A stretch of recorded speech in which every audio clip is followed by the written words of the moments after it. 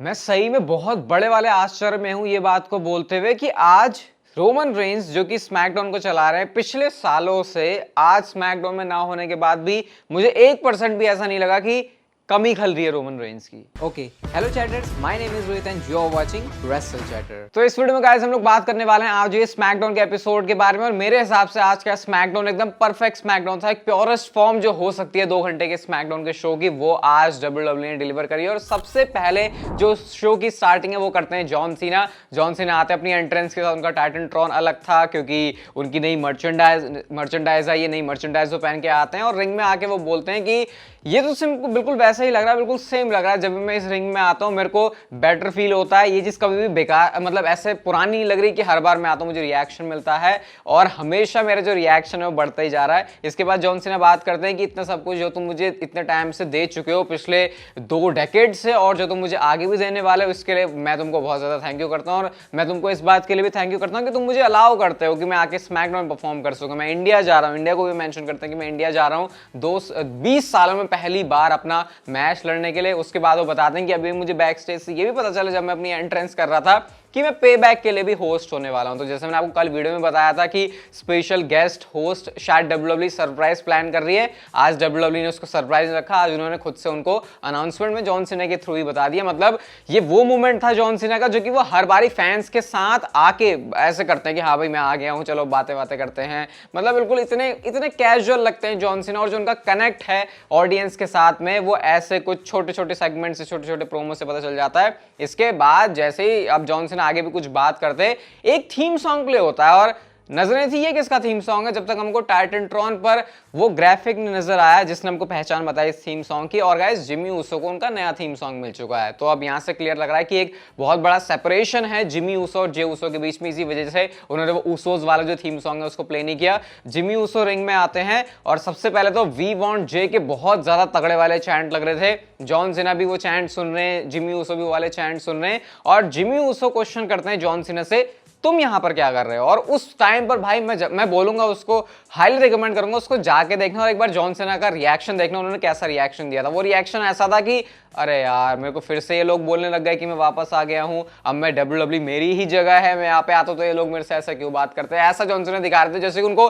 कितना ही ज्यादा फर्क पड़ गया है जिमी ऊसो की इस बात से, जब जिमी ऊसो ने ये कहा था कि तुम यहाँ पे क्या कर रहे हो। इसके बाद इनके बीच में जो प्रोमो है वो कंटिन्यू रहता है, और जिमी ऊसो बताते हैं कि ये जो मुझे बू मिल रही है ये मेरे को करने की जरूरत नहीं है, क्योंकि मेरा पहले भी जो जवाब था वो सेम था, अब भी जवाब सेम है। मैंने जे ऊसो को चैंपियन सिर्फ इसलिए नहीं बनने दिया क्योंकि मैं नहीं चाहता था कि वो करप्ट हो जाए रोमन रेंस की तरह। और वो ये बोलते हैं कि रोमन रेंस और जॉन सीना दोनों ही सेम है, सिर्फ अंतर इतना है हर बंदा अपनी अपनी सोचता है, वो जो भी चीज ले सकता है उसको लेता है, लेकिन जॉन सीना उसको एक स्माइल के साथ करते हैं, इसलिए किसी को पता नहीं चलता कि जॉन सीना की जो इंटेंशंस है वो इतनी गलत हैं। मतलब जिमी ऊसो ब्लड लाइन जो कि एक हील है उनसे अलग दिखा रहे हैं, but at the same time वो फेस के अगेंस्ट जा रहे हैं जो कि जॉन सीना। तो यहां पर मामला थोड़ा सा कंफ्यूजिंग हो रहा था। इसके बाद जॉन सीना सिर्फ एक ही बात बोलते, देखो मेरे दिमाग में बहुत सारी बातें चली लेकिन मैं सिर्फ एक बात बोलना चाहूंगा, और वो ये है रॉन्ग ऊसो क्विट। और ये क्या जिमी ऊसो को थोड़ी सी सनक जाती है उनकी, वो जादने की एक्टिंग कर रहे होते, लेकिन उसके बाद उन्होंने घूम के अपनी सुपर किक लगाने की कोशिश करी। लेकिन भाई ये जॉन सीना, इतने सालों का एक्सपीरियंस है इनके पास, उल्टा जॉन सीना ने पकड़ के ए लगा दिया और जॉन सीना ने पटक दिया। उसके बाद अपनी टी शर्ट वगैरह उतार के वो काफी चार्ज अप हो जाते हैं, और वो उसके बाद उन्होंने जो मर्च है वो जो टी शर्ट है उसको क्राउड में फेंक दिया था। तो बहुत ही मस्त तरीके से ओपनर की शुरुआत हुई है और जॉन सीना का सीजन शुरू हो चुका है। एक रिमाइंडर भी आपको दे देता हूं कि इसके बाद चैनल पर 12-1 बजे के आसपास प्रेडिक्शन वीडियो भी आएगी पे बैक के लिए, तो उसके लिए भी देखना। अब जॉन सीना के हमको स्मैकडाउन में तगड़े वाले मजे आने वाले हैं। इसके बाद गई शो पर होता है Rey Mysterio and Santos Escobar versus Grayson Waller और ऑस्टिन थ्योरी का टैग टीम मैच। सबसे बढ़िया बात मुझे इस मैच की सिर्फ ये लगी कि WWE ने ऑस्टिन थ्योरी और ग्रेसन वॉलर, 2 ऐसे बंदे जो कि मुझे बहुत पसंद है, उनको साथ में डाला टीम में। होपफुली इनके साथ बहुत कुछ अच्छा भी हो और आज इनको विक्ट्री मिल भी जाती है मैच में। ऐसे LWO में रे मिस्टीरियो भले ही चैंपियन है, लेकिन सैंटोस एस्कोबार के साथ टीम बना के उनको इस मैच में मिल गई है हार। इसके बाद गए शो पर आते हैं बॉबी लैशली की एंट्रेंस होती है। इससे पहले उन्होंने स्मैकडाउन में हील वर्क किया था, लेकिन बावजूद इसके क्योंकि वो फैक्शन जो वो बना रहे हैं स्ट्रीट प्रॉफिट्स के साथ, वो एक फैन फेवरेट टाइप की फैक्शन है, तो बॉबी लैशली रिंग में आते हैं तो क्राउड उनको सपोर्ट कर रहा था, उनको चीयर कर रहा था, सारी उनके लिए अच्छी अच्छी बातें वहां पर हो रही थी। इसके बाद बॉबी लैशली रिंग में आते हैं और कहते हैं कि मेरे को पूरे सोशल मीडिया पे, मेरे फ्रेंड्स, फैमिली, हर किसी से सिर्फ एक ही सवाल मिल रहा है, और वो ये है कि मेरे और स्ट्रीट प्रॉफिट्स के बीच में पे क्या पक रहा है, क्या चलने वाला है हमारे बीच में। तो बॉबी लैशली कहते हैं मैं इसका एक स्ट्रेट आंसर देना चाहूंगा, और आंसर ये है कि बढ़िया चीज की परख बढ़िया बंदे को ही होती है, और इसी वजह से स्ट्रीट प्रॉफिट्स वो टीम है, और स्ट्रीट प्रॉफिट्स की उसके बाद एंट्री होती है, एंट्रेंस होती है उनकी। बहुत ही वाहियात और घटिया चीज मुझे यहाँ पर ये लगे कि जब पहली बार स्ट्रीट प्रॉफिट्स आई थी बॉबी लैशली के साथ में, तो उनको थोड़ा सा सीरियस ऐसा लग रहा था, कैरेक्टर में चेंज है, हील वर्क ये करने वाले हैं। अब सडनली ऐसा लग रहा है कि शायद क्राउड से उनको इतना अच्छा रिएक्शन मिल रहा है, तो क्या डब्ल्यूडब्ल्यू कहीं उनको ऐसा तो नहीं दिखाना चाह रहे कि वो फैन फेवरेट वाली फैक्शन होगी? पर्सनली मैं ऐसा होते हुए नहीं देखना चाहूंगा, यहां से मामला थोड़ा सा गड़बड़ हो सकता है। और स्ट्रीट प्रॉफिट्स वही अपना पुराना वो कप वाला स्टाइल, वही नाचना गाना, एंजेलो डॉकिंस, वही सब, मुझे वो पसंद नहीं आया। मैं ऐसा चाह रहा था कि यार इनको वैसा दिखाओ जैसे पहली बार दिखे थे। होपफुली डब्ल्यूडब्ल्यू अपनी डायरेक्शन से भटके ना, और उसके बाद स्ट्रीट प्रॉफिट्स थोड़ा सा प्रेस करते हैं बॉबी लैशली को कि तुमने हमको ऐसा मौका दिया, हम फ्रेश फील कर रहे हैं, हमारे पास सूट बूट है। एंड बॉबी लैशली ने एक स्टेटमेंट दे दी, उन्होंने सबको नोटिस पर रख के ये बोला कि हम आ रहे हैं चैंपियनशिप्स के लिए, हम आ रहे हैं गोल्ड के लिए, हम कंट्रोल लेना चाहते हैं, पावर लेना चाहते हैं। मतलब बेसिकली वो अपना दबदबा जाहिर करना चाहते हैं, दिखाना चाहते हैं सारे डब्ल्यूडब्ल्यू के लॉकर रूम को और पूरे रोस्टर को। इसके बाद क्या होता है, जब ये जा भी रहे होते हैं ना, तो उसी टाइम पर Kevin Owens and Sami Zayn का अपने मैच के लिए थीम सॉन्ग प्ले होता है। तो अभी लास्ट जो स्टेटमेंट थी बॉबी लैशली की वो यही थी कि उनको चैंपियनशिप गोल्ड चाहिए, और उसी टाइम पर एंड में जब एंट्री भी होती है Kevin Owens and Sami Zayn की, तो वो एक मूवमेंट है भाई, मूवमेंट वाली फील आ गई कि हाँ भैया इनको यही बेल्ट चाहिए। Kevin Owens and Sami Zayn आते हैं और उनके एलडब्ल्यूओ के मेंबर्स के साथ मैच था। क्या है यहाँ पे बताने के लिए कुछ नहीं है, Kevin Owens and Sami Zayn को विक्ट्री मिल गई। अब ऐसे मैचेस लगते तो पप्पू से हैं, लेकिन आई थिंक इसलिए भी जरूरी होते हैं कि भाई अब Kevin Owens and Sami Zayn का पे बैक में मैच भी है, तो उनको टेलीविजन पर दिखाने के लिए डब्ल्यूडब्ल्यू ऐसा करती है। और सिंपली इस मैच में स्टनर और हेलुवा किक के साथ वो जीत गए। बाद में जजमेंट डे को 2-4 वर्ड्स भी बोलते हैं सैमी ज़ेन अपने पे बैक के मैच को हाइप करने के लिए। इसके बाद गाइस शो पर बैक स्टेज से एक भसड़ मच रही होती है, मिशन को इंटरप्ट कर दिया होता है जिमी ऊसो ने एक सेगमेंट में। तो एजे स्टाइल्स मिशन के लिए जाके लड़ रहे हैं जिमी ऊसो से कि तूने ऐसा डिसरिस्पेक्ट कैसे करी। तो उसके बाद क्या होता है, इनके बीच धक्का मुक्की हुई और पीछे से आकर सोलो सिकोवा ने एजे स्टाइल्स को पटक दिया, गिरा दिया नीचे। अब जिमी ऊसो गिरे हुए होते हैं, तो सोलो सिकोवा उनसे बात कर रहे हैं कि तू ऐसे नहीं जा सकता ब्लड लाइन से। तो इस पर जिमी ऊसो कहते हैं ना मुझे जे सिखा सकता, ना मुझे सोलो सिखा सकता, ना मुझे पॉल हेमन सिखा सकता, ना मुझे रोमन रेंज सिखा सकता कि मुझे करना क्या है। और इसके बाद बैक स्टेज एक सेगमेंट में एजे स्टाइल्स, जब एक बैकस्टेज का इंटरव्यू हो रहा था, तो मैच ऑफिशियल हो जाता solo Sikoa and AJ Styles के बीच में। जब तक एजे सिर्फ अकेले एजे स्टाइल्स दिखते हैं टीवी पे, मजा आता है देखने में, लेकिन जैसे ही गुड ब्रदर्स एंड मिशन दिखती है, मुझे लगता है अरे भाई ये क्या,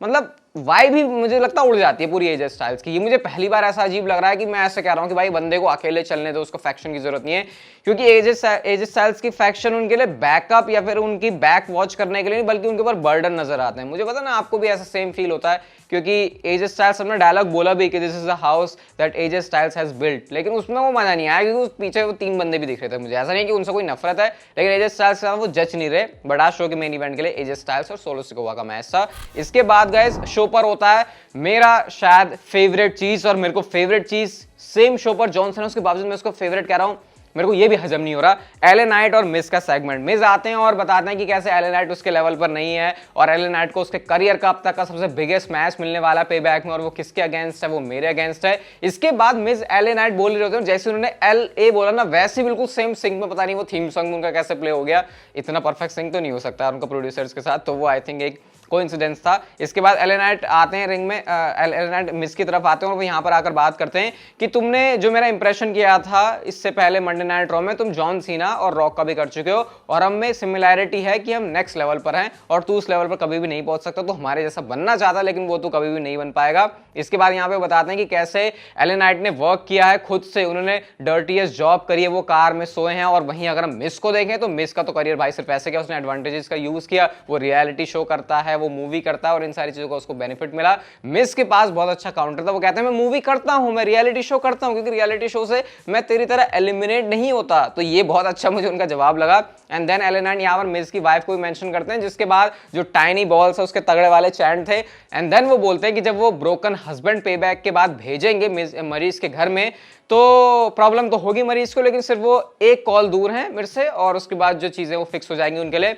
एंड आई हाईली डाउट इस बात का एले नाइट का एग्जैक्टली मतलब क्या था, तो मैं इसको डिकोड भी नहीं ज्यादा करना चाहूंगा। इसके बाद क्या होता है, मिस कहता है वाह भाई वाह, तू तो बड़े अच्छे प्रोमो कट कर रहा है, ऐसा लग रहा है कि अकेले में शीशे के सामने हेयर ब्रश लेके जो तूने प्रोमोस कट करे हैं वो कहीं ना कहीं काम तो तेरे आ रहे हैं। उसके बाद कहते हैं तेरा कनेक्ट बहुत अच्छा है ऑडियंस के साथ, और ऐसा पता है क्यों है, क्योंकि तू भी फेल होता है लाइफ में और ये लोग भी फेल होते हैं। और मिस ने जिस एक फेस पे चेहरे एक्सप्रेशन ऑरा के साथ वो चीज बोली थी यार, मतलब आपको ऐसा लगेगा नहीं ये डब्ल्यूडब्ल्यू की रिंग में एक प्रोमो वॉर चल रही है, लग रहा है लिटरली बंदे एक दूसरे की जान लेने को तैयार हैं। उसके बाद क्या होता है, पे बैक में हराने के बाद मिस कहते हैं कि मैं तुझे उसी जगह पर भेज दूंगा, तेरा तेरा तेरा फिर से वही दौर शुरू हो जाएगा जिसकी तूने अभी बात करी, और तू आ जाएगा फिर से एकदम नीचे। एंड देन एलए नाइट बोलते हैं तूने बहुत सारी बातें बोली इसमें, लेकिन एक बात सही बोली और वो है कि मैं क्विट नहीं करता क्योंकि मुझे क्विट करना आता ही नहीं है। एंड देन वो बताते हैं कि हुज गेम इट इज।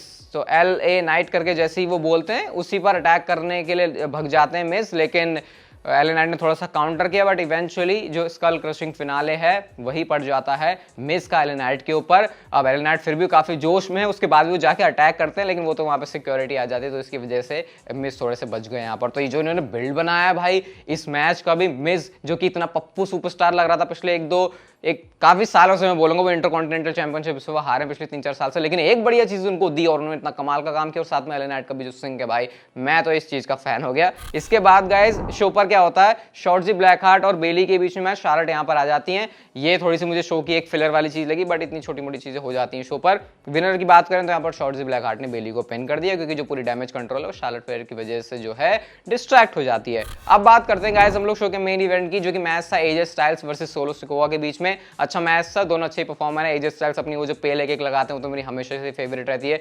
जो एजिलिटी है पूरी एजे स्टाइल्स की। सोलो सिकोवा भी स्पिनिंग सोलो के साथ जाते हैं, और साथ ही साथ समोन ड्रॉप भी उन्होंने लगाई। लेकिन इस मैच के एंड की बात करें तो स्टाइल्स क्लैश लगाते तो हैं एजे स्टाइल्स, लेकिन वो ब्लॉक हो जाता है क्योंकि वो उठा नहीं पाए सोलो सिकोवा को। इसके बाद फिनोमिनल फोरआर्म के लिए वो जा रहे होते हैं, तो जिमी ऊसो आ गए और इसका फायदा फिर उठाया उन्होंने।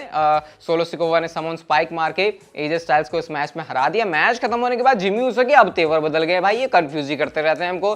पीछे से आगे वो हक कर रहे हैं सोलो सिकोवा को, और अब सोलो सिकोवा के तेवर भी चेंज है, वो उल्टा मार नहीं जा रहे हैं। वो तो पॉल एमन खड़े हुए थे तो उन्होंने कहा नहीं बेटा ऐसा मत कर। उसके बाद पॉल एमन सोलो सिकोवा तो वहां से चले गए, और जिमी ऊसो ने एंड में अपनी जो स्प्लैश है टॉप रोप से जाके वो लगा दिया एजे स्टाइल्स को। तो एजे स्टाइल्स को ब्लड लाइन की फ्यूड में क्या डाल रहे हैं नजर, तो यहाँ से यही आ रहा है। इसके बाद चैनल पर पे बैक के लिए प्रेडिक्शन वीडियो आएगी। ओवरऑल आज का जो स्मैकडाउन था वो बहुत ही ज्यादा बढ़िया लगा मुझे। ये वीडियो गाइस अगर आपको अच्छी लगी तो like share subscribe notification bell को ऑन कर दो, and I will see you in my next video.